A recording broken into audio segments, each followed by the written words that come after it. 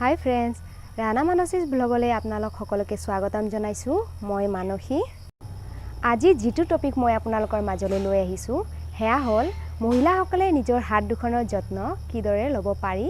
आपनालोकर हाथ दुखনৰ कोमलता बजाय राखिবলৈ হলে ৰাতিপুৱা आपनालोके শুই উঠি গাখীৰৰ সৰ 5 মিনিট মান ভালদৰে মাসাজ কৰি आपनालोके हाथ दुখন ঠাণ্ডা পানীৰে ধুই দিব, যাৰ ফলত आपनालोके গোটেই দিনটো हाथ दुখন कोमल अनुभव কৰিব।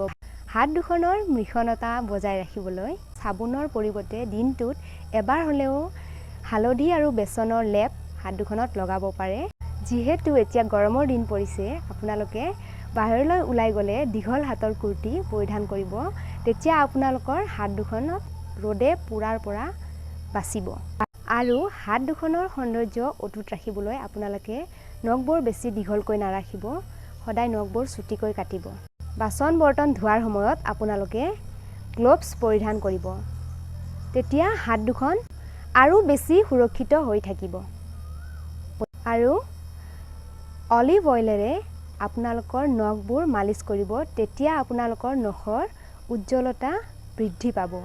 আৰু নাৰিকল তেলেৰে আপোনালোকে আঙুলিৰ গাঁঠিবিলাক মাসাজ কৰিব, তেতিয়া আঙুলিৰ গাঁঠিবিলাকে আৰাম পায়।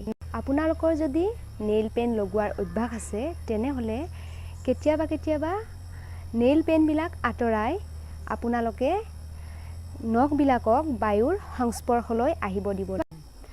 আপোনালোকৰ নখবোৰ যদি সঘনাই ভাঙি থাকে, তেন্তে আপোনালোকে বুজিব যে আপোনালোকৰ শৰীৰত পুষ্টিৰ অভাৱ ঘটিছে।